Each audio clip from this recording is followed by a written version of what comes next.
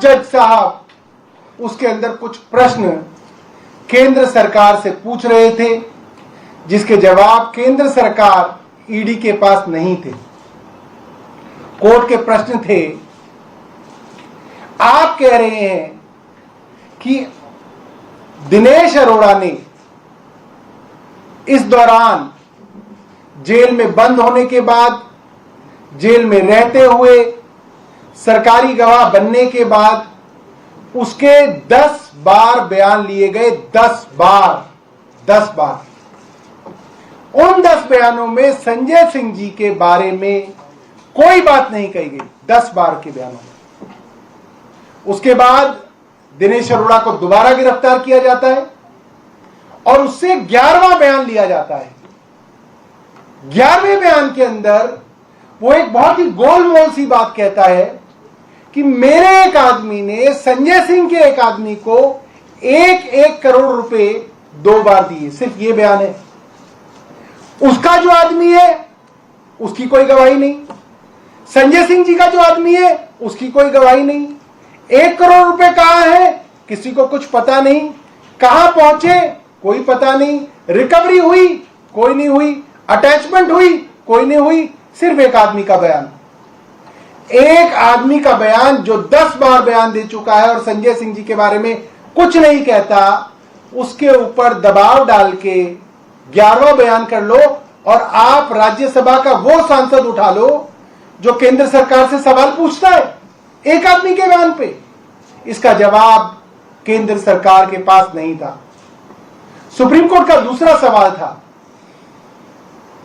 क्या कोई पैसा रिकवर हुआ है, क्या कोई पैसा अटैच किया गया है? जब कोई पैसा रिकवर ही नहीं हुआ, अटैच ही नहीं हुआ, तो पीएमएलए कैसे लगा है? इसका कोई जवाब ईडी के पास नहीं था, केंद्र सरकार के पास नहीं था। अंततः सुप्रीम कोर्ट ने यह कहा कि यह कैसे मान लिया जाए कि एक गवाह ने 11 बयान दिए, उसमें से 10 आप कूड़े के कचरे के डब्बे में डाल दोगे और एक बयान आप जो उन्होंने संजय सिंह के खिलाफ दिया उसको आप दे दोगे कोर्ट में। यह कैसे फैसला कर सकते हैं आप? बाकी 10 बयान आपने रिकॉर्ड पे क्यों नहीं डाले हैं? इसका जवाब कुछ केंद्र सरकार के पास नहीं था। यह ठीक वही बात है जो मुख्यमंत्री जी ने राउज एवेन्यू कोर्ट में बोली कि एक एक आदमी से 7-7 बार बयान लिए गए हैं। 6 बार उसने कुछ नहीं बोला, आपने उनके बच्चों को जेल में डाल दिया, 6-6 महीने जेल में सड़ाया, फिर आपने मेरे खिलाफ बयान ले लिया, उस बयान पे आपने गिरफ्तार कर लिया। ठीक वैसी ही बात आज सुप्रीम कोर्ट ने पूछी, जिसके बारे में कोई जवाब केंद्र सरकार के पास नहीं था। और सुप्रीम कोर्ट ने लंच आते आते ईडी को यह कहा, अगर आप कोई इंस्ट्रक्शन लाते हैं तो लेके आइए, वरना हम इनको रिहा करेंगे और रिहाई में जो हम जजमेंट लिखेंगे वो आपके पूरे केस को तहस नहस कर देगा, उसके रिपरकशंस होंगे। और डर के ईडी के पास कोई रास्ता नहीं बचा, बजाय इसके कि संजय सिंह जी को बेल मिल सके। और एक फाइनल बात मैं आपको बता दूं कि जो सेक्शन 45 है पीएमएलए का, जिसकी वजह से अक्सर बेल नहीं मिलती, वो इतना कठिन और क्रूर सेक्शन है। वो सेक्शन में आपको अगर पढ़ के बताऊंगा तो उसके अंदर यह है, the court should be satisfied that the accused is not guilty of the offence. ये ट्विन कंडीशन है। और अगर कोर्ट इसमें जमानत दे रहा है तो इसका मतलब यह है कि कोर्ट को यह लगता है कि संजय सिंह जी बेगुनाह हैं। और ये कोई छोटा मोटा कोर्ट नहीं है, देश की सबसे बड़ी अदालत है जो संजय सिंह जी को आज बेल दे रही है। मुझे लगता है कि आज पूरे देश की लोकतंत्र के लिए बहुत बड़ा दिन है, बहुत खुशी का दिन है, बहुत उम्मीद का दिन है कि शायद कुछ लोग अब जेल से बाहर निकल के इस देश के लोकतंत्र को बचा लें।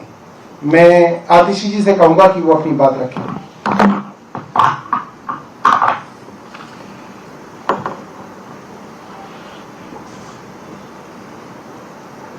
आज संजय सिंह जी की जमानत ने साबित कर दिया कि आखिरकार जीत सत्य की ही होती है। आप सत्य को दबा सकते हैं, लेकिन आप सत्य को मिटा नहीं सकते हैं। आज संजय सिंह जी की जमानत ने यह दिखा दिया। हमने देखा कि किस तरह से पिछले 2 साल से एक एक करके आम आदमी पार्टी के नेताओं को झूठे केसों में गिरफ्तार किया जा रहा था, फंसाया जा रहा था। पहले सतेंद्र जैन जी को जेल में डाला, फिर मनीष सिसोदिया जी को जेल में डाला, फिर संजय सिंह जी को जेल में डाला, फिर अरविंद केजरीवाल जी को गिरफ्तार करके जेल में डाला। लेकिन आज संजय सिंह जी की जमानत ये बताती है कि आखिरकार जीत सत्य की ही होती है। आज संजय सिंह जी की कोर्ट प्रोसीडिंग्स में 2 महत्वपूर्ण बातें इस केस की पूरे देश के सामने आई है। सबसे पहला, जो सुप्रीम कोर्ट ने सवाल पूछा जिसका ईडी के पास कोई जवाब नहीं था कि मनी ट्रेल कहां है। आज इस इन्वेस्टिगेशन को होते हुए 2 साल हो गए। ईडी ने, सीबीआई ने 500 से ज्यादा अफसर लगाए इस केस की इन्वेस्टिगेशन में, लेकिन 2 साल में भी आम आदमी पार्टी के किसी नेता के पास 1 रुपया भी प्रोसीड्स ऑफ क्राइम का नहीं मिला। तो आज जब कोर्ट में पूछा गया कि पैसा कहां है, मनी ट्रेल कहां है, प्रोसीड्स ऑफ क्राइम कहां है, तो ईडी का कोई जवाब नहीं था इस सवाल को लेकर।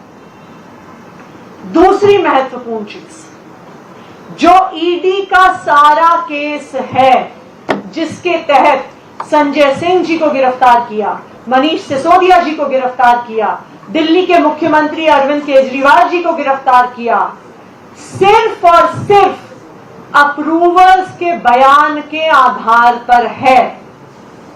ऐसे अप्रूवर्स जिन्होंने 1 बार, 2 बार, 3 बार, 4 बार पहले बयान दिए जिसमें आम आदमी पार्टी के किसी नेता के खिलाफ कोई एलिगेशन नहीं था, लेकिन उन पे दबाव बनाया गया, उनको धमकाया गया, उनको जेल में डाला गया जब तक उन्होंने आम आदमी पार्टी के नेताओं के खिलाफ गवाही नहीं दी।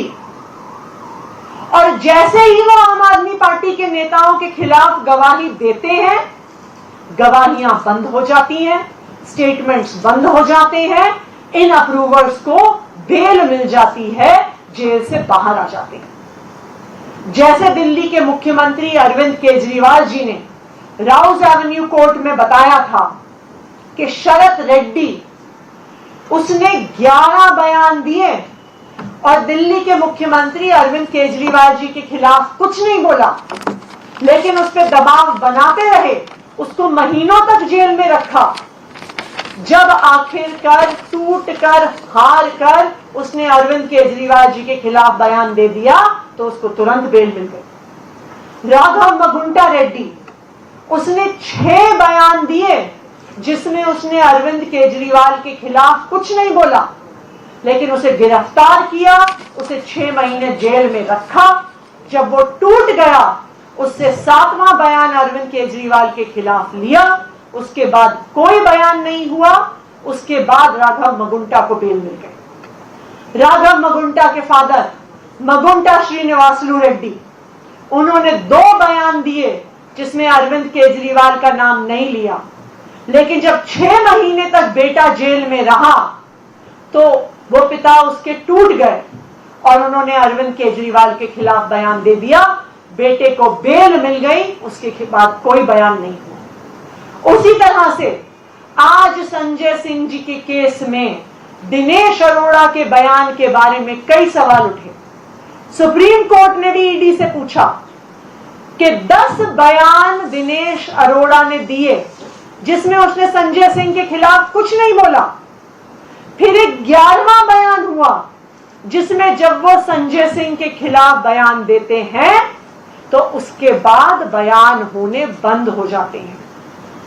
तो आज सुप्रीम कोर्ट के सामने ईडी का पर्दाफाश हो गया जब उनसे पूछा गया कि पहले 10 बयान आपने सामने क्यों नहीं रखे? 11वें बयान में ऐसा क्या था कि आपने सिर्फ एक बयान मांगा? उसके बाद आपने बयान क्यों नहीं लिए? तो आज ये पूरे देश को पता चल गया कि ये तथाकथित शराब घोटाला सिर्फ और सिर्फ अप्रूवर्स के, सरकारी गवाहों के दबाव पूर्वक लिए गए झूठे बयानों के आधार पर खड़ा हुआ है।